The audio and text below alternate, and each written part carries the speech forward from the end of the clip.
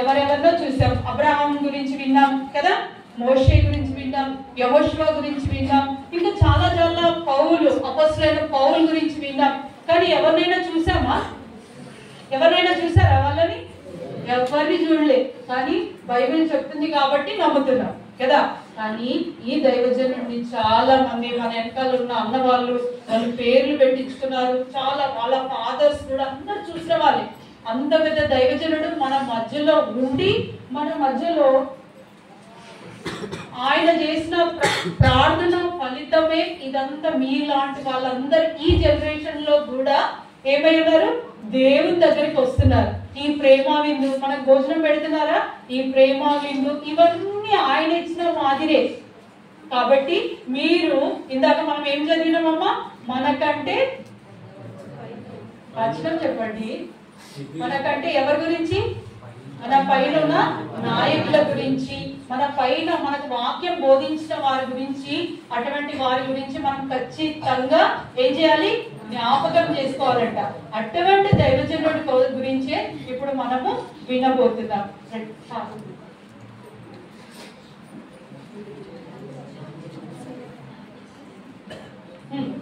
ఆయన ఆయన ఆయన ఎక్కడ జన్మించారని మనం విన్నాం? భక్సింగ్ ఇది చూడండి, ఆయన ఎక్కడ జన్మించారని విన్నాం తెలుసా? మన మన భారతదేశంలో ఒక రాష్ట్రం. ఆ రాష్ట్రం పేరేంటి? పంజాబ్. పంజాబ్. పంజాబ్ అంటే గొప్పతనం ఎంత తెలుసా? 5 నదుల సంగమం అక్కడే ఉంటది. ఏంటి? 5 నదుల సంగమం. అది ఎంత సస్యశ్యామలంగా ఉంటది అంటే పక్కనే అన్ని రకాల 5 రకాల నదులు. ఆ ప్రాంతం అంతా సస్యశ్యామలంగా, అంటే మంచి పంటలు, మంచి అభివృద్ధి. ఈవెన్ గ్రీన్ రెవల్యూషన్ అనేది కూడా ఆ ఏరియా నుంచే స్టార్ట్ అయింది. అంటే పంటలు పండించే మంచి నేల అక్కడే ఉంది.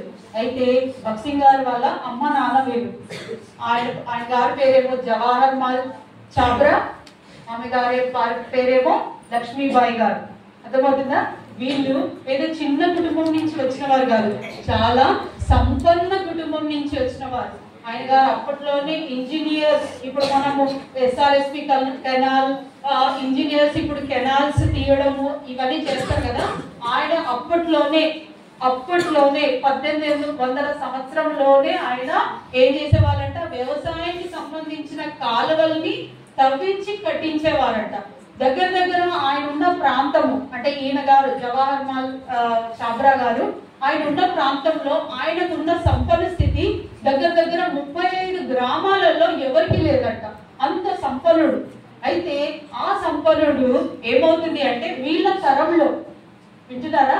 వీళ్ళ తరంలో 5 తరాల వరకు ఎవరికి మగపిల్లలు పుట్టలేదంట. ఎవరు పుట్టలేదు? 5 తరాలు అంటే 5 జనరేషన్స్ కి ఎవరు పుట్టి ఉంటారు? ఆడవాళ్ళే పుట్టి ఉంటారు. అయితే ఈ భార్యాభర్తలు పెళ్ళైన 11 సంవత్సరాల వరకు ఇంట్లో పిల్లలే లేరంట. ఎక్కడ? 1900 సంవత్సరాల వరకు పిల్లలే లేరంట. 1901 అంటే 1901 ఇయర్ లో ఈమె గర్భవతి అయితే అనుకున్నారంట ఇక కొడుకే పుడుతున్నాడు అంటే అనుకోకుండా ఎవరు పుట్టారు?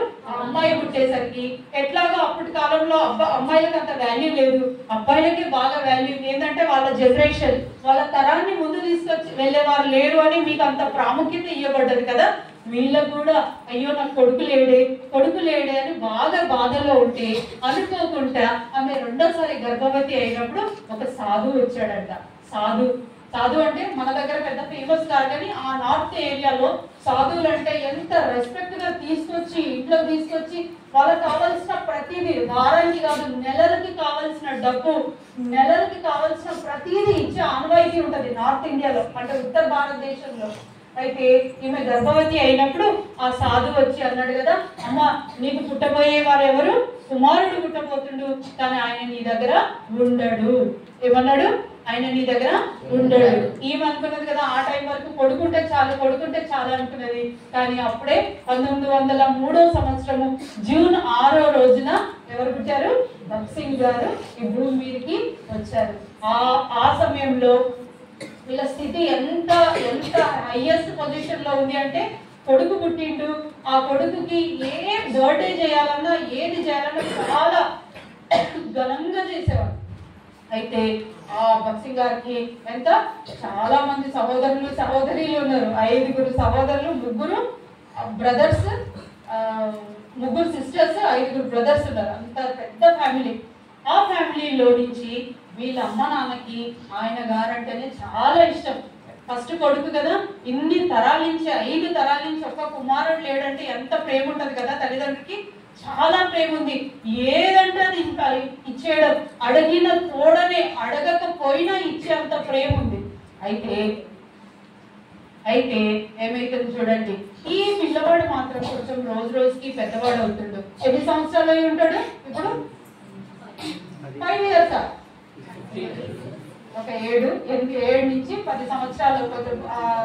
కట్ట ఉంటే 7 నుంచి 11, 14 సంవత్సరాలు. ఈయనకు ఊహ తెలిసిన కానించి ఎప్పుడు ఇప్పుడు మీరు ఆడినట్టు మేము ఆడినట్టు ఇట్లా రోడ్ల మీద సంతోషంగా ఫ్రెండ్స్ తో ఆడినట్టు ఎప్పుడు లేదు. ఆయన ఎప్పుడు ఒక ఆలోచనలో ఉండేవాడు. ఈ సాధువా, సద్గురువా, దేవుడా, ఏంటి అసలు నాతోటి ఎవరో ఒకరు మాట్లాడాలి. వీళ్ళ దగ్గర వీళ్ళు ఎంత పూజలు పునస్కారాలు చేసేవాళ్ళంటే వాళ్ళ మతము అంటే ఏ మతం అది? సిక్కు మతము. ఆ సిక్కు మతంకి కావలసిన వాళ్ళ గురుద్వారాయే గాని ఎంత లాంఛనాలు అంటే వాళ్ళు సేవాప్రదం కలిగిన వాళ్ళంటే ఉచితంగా భోజనాలు పెట్టడం, ఉచితంగా ఇప్పుడు మనం ఎంతమంది దిగిపోతున్నాం అట్లా ఇవన్నీ వాళ్ళకి అలవాటుతో వచ్చినాయి, అంటే ఆచారంగా వచ్చాయి. అవన్నీ చేయడం అలవాటు. ఇంట్లో ఎప్పుడు దాన ధర్మాలు అవుతా ఉంటాయి. ఇంట్లో ఎప్పుడు గురుద్వారా దగ్గరికి పోయి ఎప్పుడు పూజలు పునస్కారాలు ఎన్నంటే అన్ని. అక్కడ పవిత్ర మందిర్ ఉంది అంటే అక్కడికి పోతారు, ఇక్కడ స్వర్ణ టెంపుల్ ఉంది అంటే అక్కడికి పోతారు. అంటే ఆచారాల విషయంలో వాళ్ళు ఎంత నిష్ఠగా ఉండేవాళ్ళు అంటే అంత నిష్ఠగా ఉండేవాళ్ళు. కుటుంబంలో ఇంత ఆచారాలు, ఇంత సేవాప్రదమైన వేరే వాళ్ళకు బట్టలు ఇవ్వడమే కానీ దాన ధర్మాలు చేస్తున్నా కొద్దీ ఈ పిల్లవాడు మాత్రం ఎప్పుడు ఒక ఆలోచనలోనే ఉండేవాడు. అంటే ఆటలు ఆడడం, పాటలు పాడడం మీద ఆయనకు మనసే లేదు. ఒంటరిగా ఎక్కడో గురుద్వారా అంటే ఇప్పుడు మనం చర్చ్ అని, క్రిస్టియన్స్ కి చర్చ్ అని ఎట్లుంటుందో సిక్కు మతస్థులకు గురుద్వారా అని ఉంటది. ఇప్పుడు ముస్లింస్ కి ఏముంటది? మసీద్. అట్లా సిక్కు వాళ్ళకి గురుద్వారా ఉంటుంది. వాళ్ళు ఎంత నిష్ఠతో అక్కడికి చేతి కట్టుకొని స్నానాలు, ఎంత నిష్ఠ అంటే అంత నిష్ఠ. ఆ నిష్ఠతో పోయే వాళ్ళు ఎప్పుడు పోయి అక్కడ కూర్చోవడం, ఇక ఇలా ఎప్పుడు ఆలోచించడం ఏం జరుగుతుంది అసలు నా లైఫ్ అంటూ ఏంటి. ఈయన గారికి ఒక కళ వచ్చేదట, మాటికి పెద్ద పర్వతం మించని కింద పడిపోయినట్టు. అది కింద పడిపోయినట్టు గుర్తు రాగానే ఆయన చాలా భయం వేసి ఈ మనం ఎముకలు ఇరిగినంత నొప్పి, ఇరగలేదు కాదు కలనే, ఇరిగేంత నొప్పితో ఆయన రోజు రాత్రులు కేకలు వేసేవాడు. ఎందుకు కేకలు వేస్తుంటో తెలిసేది కాదు. పెద్ద కేకలు. ఇప్పుడు హాస్టల్స్ లో సడన్ గా పిల్లలు వస్తారు, సడన్ గా కేకలు వేస్తే ఏం చేస్తారు మీరు? భయపడి అసలు ఆ రూమ్ ఆ ఫలానా అమ్మాయి కానీ ఫలానా అబ్బాయి రూమ్ లోకే పోరు కదా. ఈయన కూడా సడన్ గా పెద్ద కేకలు వేయడం మొదలు పెడితే అర్థమయ్యేది కాదు. ఏంటి అసలు మేము ఇంత మంచి పూజలు పురస్కారాలు చేస్తున్నాం, ఈ పిల్లవాడి కోసం ఎంతైనా చేయడానికి రెడీ అయి ఉన్నాం, కానీ ఈ పిల్లవాడి కేకలు ఏంటి, ఎప్పుడు ఒక పరధ్యానంలో ఉండడం ఏంటి. ఆయన గారు తన మాటల్లో ఇట్లా రాస్తారు కదా పుస్తకంలో, ఏం జరుగుతుందో తెలిసేది కాదు. కానీ నాకు ఒకరిని తెలుసుకోవాలని ఉంది, ఎవరు నిజమైన దేవుడు అని వినాలని ఉంది, తెలుసుకోవాలని ఉంది. ఆయన నాతో మాట్లాడితే నాకు వినాలని ఉంది అనే ఆశ ఆయనకి ఎప్పటి నుంచి స్టార్ట్ అయింది? 7 సంవత్సరాల నుంచే స్టార్ట్ అయింది. మీకుందా అలాంటి ఆశ? ఒకవేళ లేకపోతే మీరు ఎలా రావాలో మేము కూడా చెప్తాం. అయితే చూడండి, ఆయన 7 సంవత్సరాలు క్రిస్టియన్ మిషనరీ స్కూల్స్ లోనే చదివాడు. ఎన్ని సంవత్సరాలు? క్రిస్టియన్ మిషనరీ స్కూల్స్ లోనే చదివాడు. మిషన్ స్కూల్స్ లో అప్పుడు ఎలా ఉండేది అంటే వాళ్ళన్ని బైబిల్ గురించి, ఇప్పుడు మీరు చర్చ్ కి వచ్చి ఎలా అయితే నేర్చుకుంటున్నారో స్కూల్స్ లోనే అట్లా నేర్పించేవారు. వాళ్ళకి కావాల్సినప్పుడు బైబిల్స్ ఇవ్వడం, వాళ్ళకి కావాల్సినప్పుడు క్రిస్మస్ కి హాలిడేస్ ఇవ్వడం. మిషన్ స్కూల్స్ అంటే రోజు ఉదయం మనం వేరే ప్రేయర్ చేస్తాం కదా మన స్కూల్స్ కి వెళ్ళినప్పుడు, వాళ్ళ మిషన్ ప్రేయరే, అయిపోయేటప్పుడు మిషన్ ప్రేయరే, ఇలాగ చాలా ఉండేది.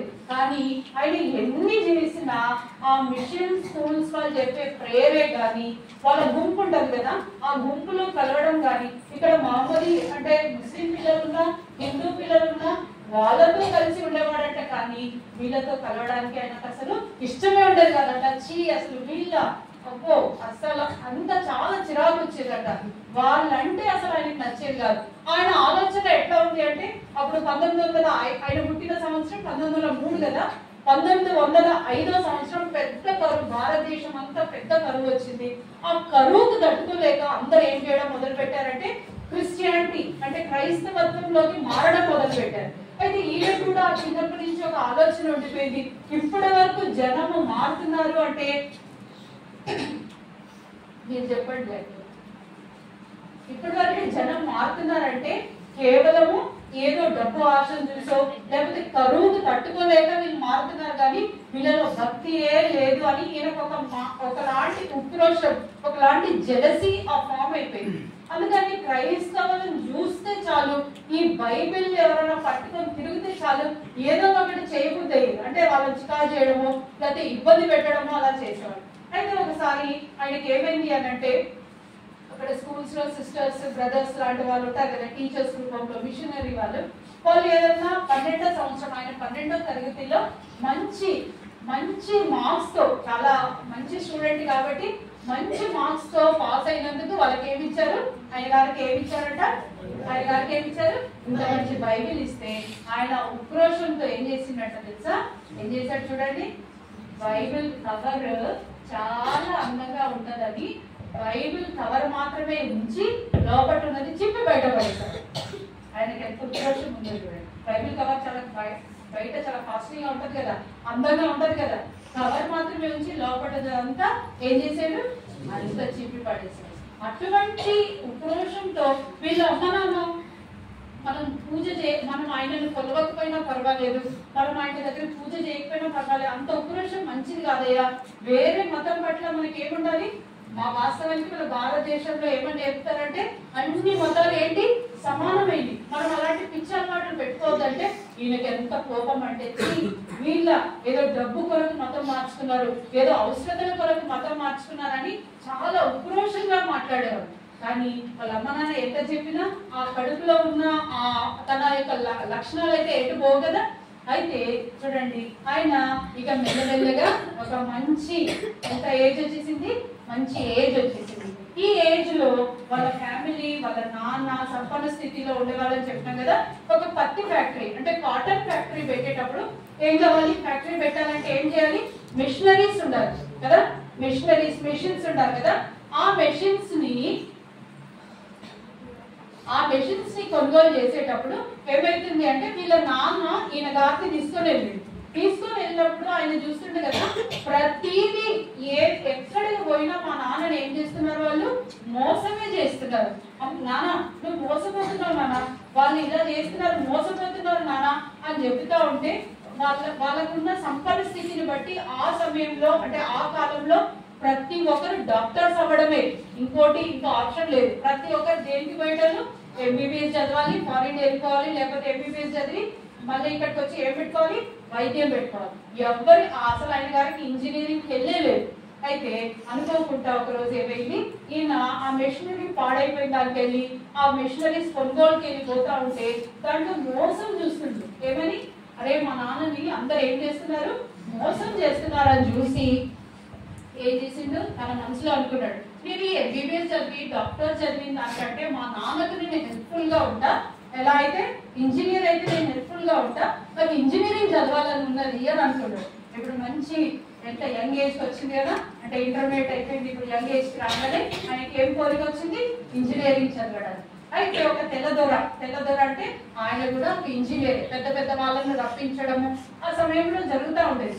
అయితే ఆ పెద్ద ఇంగ్లీష్ ఇంజనీర్ దగ్గరికి పోతే వాళ్ళ నాన్నతో ఈయన అంటాడు కదా, ఈ పిల్లవాడు ఇంత పెద్దవాడు అయిపోయాడు, చాలా జ్ఞానంగా ఉన్నాడు, నువ్వు ఎందుకు ఇంజనీరింగ్ ఇక్కడ చదివించిన దానికంటే ఎక్కడ చదివేయచ్చు, మా దగ్గర ఫారిన్ లో చదివియచ్చు కదా అంటే వాళ్ళ నాన్న అంటాడు కదా, నేను అసలు ఫారిన్ పోవడం, నాకు అసలు ఫారిన్ పంపించడం నాకు అసలు అవసరమే లేదబ్బా, మాకు కావాల్సిన డబ్బు ఉంది, కావాల్సిన ప్రతిదీ ఉంది, మాకు అసలు అవసరం లేదు అంటే ఈయన మనసులో ఏముంది, పర్ఫెక్ట్ అండ్ మంచి ఇంజనీర్ కావాలంటే ఏది ఫారిన్ పోయి చదువుకుంటేనే ఏమవుతాం, మంచి ఇంజనీరింగ్ వస్తుంది, మంచి జ్ఞానం వస్తుంది, మా నాన్న చుట్టుపక్కల జరుగుతున్న ప్రతి మోసం అరికట్టగల వెళ్ళగలుగుతా అనే ఫీలింగ్ లో నాన్న నేను వెళ్తా అంటే వాళ్ళ నాన్న అంటాడు కదా అస్సలు లేదు అని అనగానే ఆయన కొంచెం ముఖం ఏం చేసుకుంటాడు, చిన్నప్పటి నుంచి అలవాటు ఉంది కదా, ఏం అలవాటు, ఆయన అడిగిందల్లా ఇవ్వడమే వాళ్ళ అమ్మ నాన్నకి.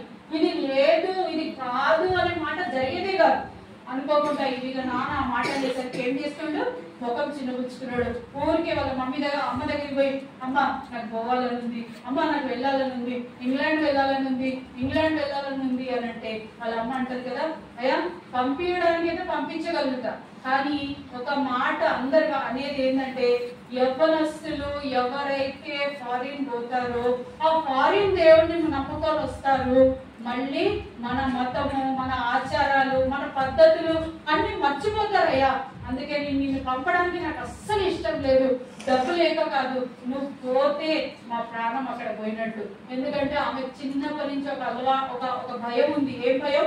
ఒక సాధు వచ్చి చెప్పింది కదా, ఈ పిల్లవాడు ఇప్పుడు పుట్టబోయేవాడు ఎవరు, మగ పిల్లోడే, కానీ ఆ మగ పిల్లోడు నీతో అస్సలకే ఉండడు అన్నందుకు ఆమె చిన్నప్పటి నుంచి అదే భయం. ఎక్కడ అలిగి ఆ సాధులలో ఆ సన్యాసులలో కలుస్తాడేమో, అమ్మో పోయి కలిసి ఎట్లా నా కొడుకు అని ఆమె మనసు అంతా వేదనతో.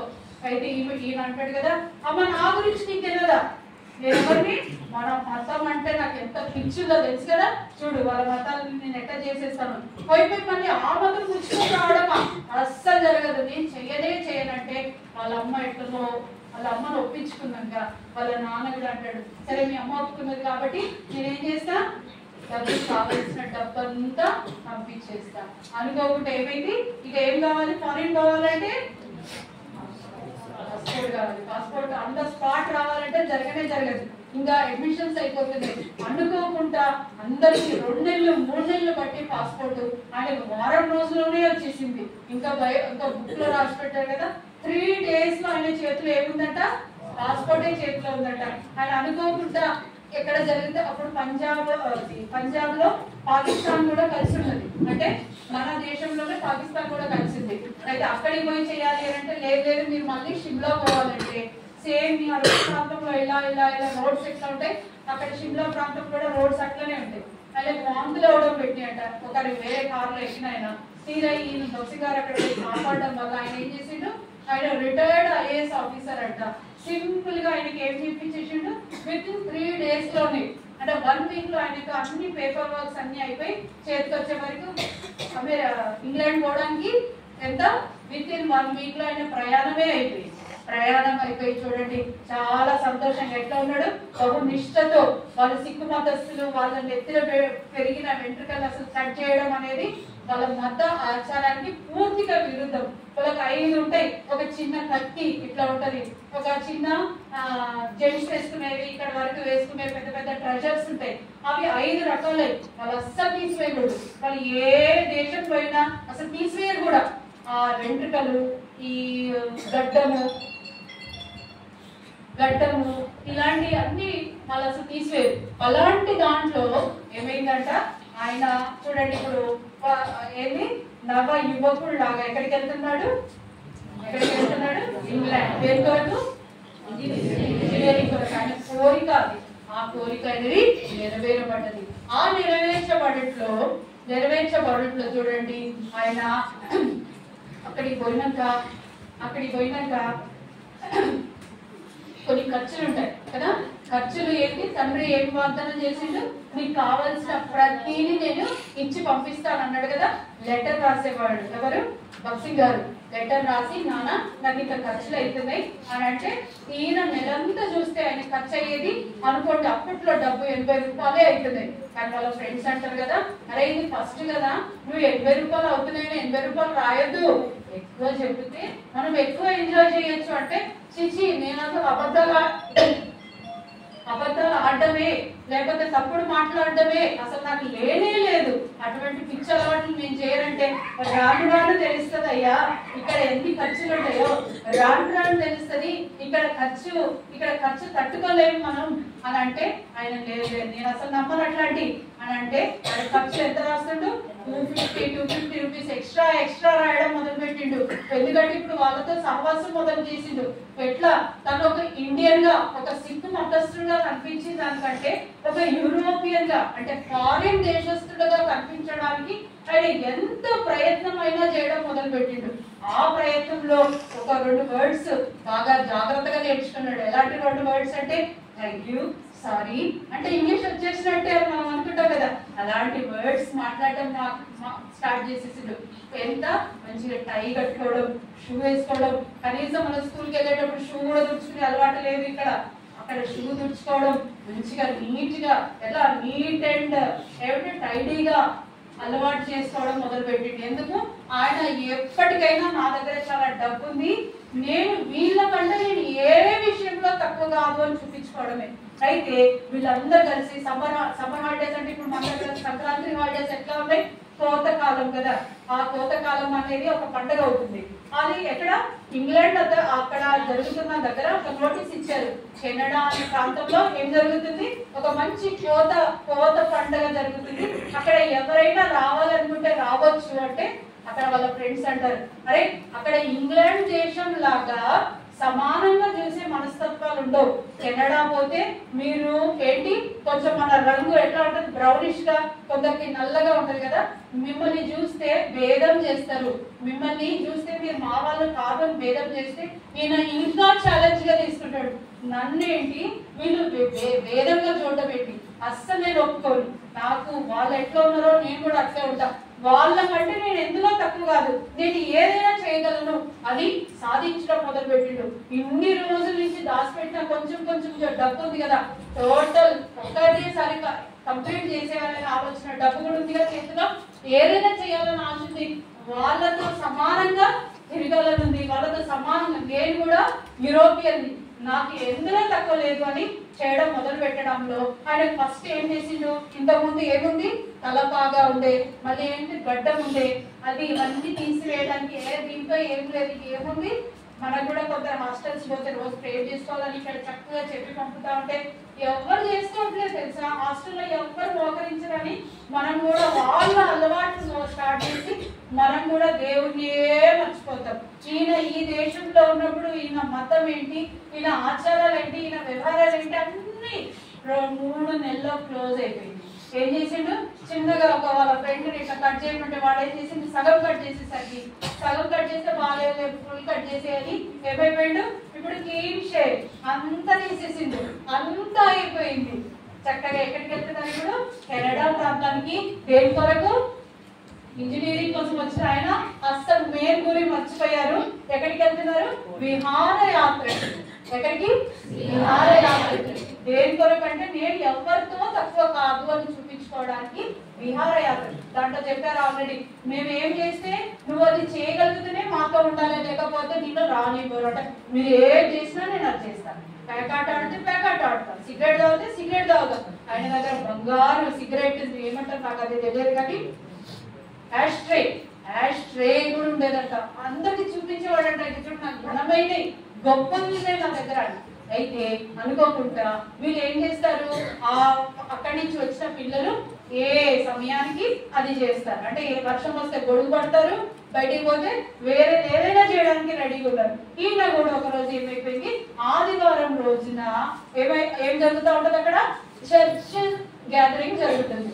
చర్చ్ ఓడలో బయలుదేరిన ఆయన అన్ని అంతస్తులు, ఒక్కొక్క అంతస్తులో ఒక్కొక్క డ్రామా, అంటే ఒక్కొక్క గేమ్స్, ఒక్కొక్క ఎంజాయ్మెంట్ జరుగుతూ ఉంది. ఈయన నెక్స్ట్ ఇక్కడ ఏం జరుగుతుంది, అదే ఓడలో ఒక గదిలో ఏం జరుగుతుందమ్మా, ఆరాధన కూడా జరుగుతుంది. అక్కడ బెంచెస్ మీద కూర్చోబెట్టారు. బెంచెస్ మీద కూర్చోబెట్టుకుంటే ఈయనకు అస్సలు ఆల్రెడీ చెప్పినాం కదా ఆయనకి ఎట్లా ఉంది, ఆయన గారికి చాలా కోపం.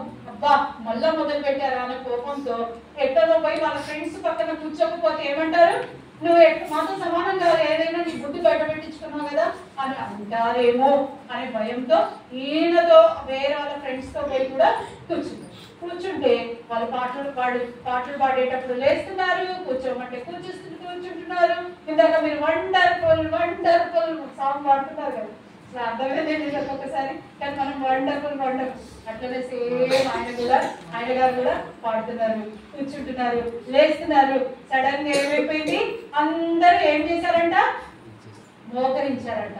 ఆయనకు మోకరించడం అంటే ఒక మనిషి ముందు, ఈ దేవుడి ముందు నేను మోకరించడం ఏంటి, అసలు ఇది లేనే లేదు, అసలు మాకు ఈ ఆచారమే లేదు, నేను మోకాలు వేయడం ఏంటి, నేను మోకరించడం ఏంటి, నేను చేయనే చేయదని ఏం చేస్తుంటే దాటిపోదామని చూస్తే అందరు ఎట్లున్నారు, బెంచెస్ అంటే ఎట్లుంటాయి, అడ్డం ఉంటాయి కదా, అడ్డం మనుషులు ఉండేసరికి వెళ్ళలేక ఇక అక్కడే కూర్చున్నాడు. ఆయనకు ఆలోచన వచ్చింది, అరే నేను మసీదులలో తిరిగినా, గురుద్వారాలో తిరిగినా, గుడులలో తిరిగినా, వాళ్ళు చేసినట్టు నేను కూడా చేశాను కదా, వాళ్ళు చేతులు కట్టుకొని వస్తే నేను కూడా చేతులు కట్టుకున్నా, వాళ్ళు అన్ని ఆచారాలు చేస్తే నేను కూడా చేస్తాను కదా, ఈ దేవుడి విషయంలో నేను ఎందుకు, వాళ్ళు చేసేది నేను ఎందుకు చేయకూడదు, చేస్తే తప్పేం కాదు కదా, జస్ట్ మోకాలు కింద వేయమన్నారు అంతే కదా, జస్ట్ మోకరించుకున్నారు కదా అంతే కదా అనుకొని ఏం చేసిండు, ఆయన కూడా ఏం చేశారు, మోకరించిన మరోక్షణము దేవుని ఆత్మ ఆయన మీదికి వచ్చి, నిజంగా ఆయనకు తెలియకుండానే కన్నీరు కారుతుంది, ఆయనకు తెలియకుండానే ఏదో బాధ,